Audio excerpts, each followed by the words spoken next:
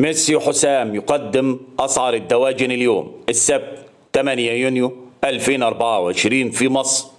عاجل مهزلة في أسعار الفراخ البيضاء. السلام عليكم ورحمة الله وبركاته. أهلا وسهلا بكم أصدقائي المتابعين للقناة. لو لسه بتشوف القناة لأول مرة فضلا وليس أمرا اعمل لايك للفيديو واعمل اشتراك للقناة عشان يوصلك كل جديد، ولا تنسوا الصلاة على سيدنا محمد صلى الله عليه وسلم واشتراككم في القناة شرف لنا. أما بالنسبة للأسعار في المزارع فهي كالتالي: سعر البط البلدي في المزرعة سجل 120 جنيه للكيلو. سعر البط الفرنساوي في المزرعة سجل 65 جنيه للكيلو. وكمان ساعة هينزل لكم فيديو جملة وقطاعي في المحلات.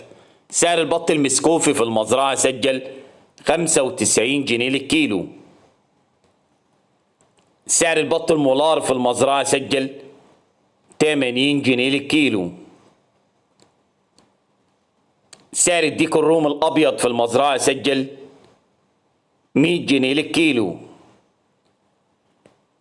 سعر الديك الروم الأسمر البلدي في المزرعة سجل 120 جنيه للكيلو.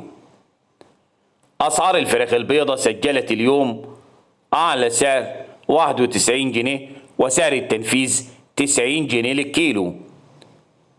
أسعار الفراخ الساسو سجلت اليوم أعلى سعر 112 وأقل سعر 111 جنيه للكيلو.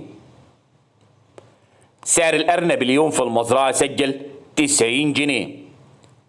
سعر الفراخ البلدي الحر في المزرعة سجل 115 جنيه للكيلو. والسلام عليكم ورحمة الله وبركاته.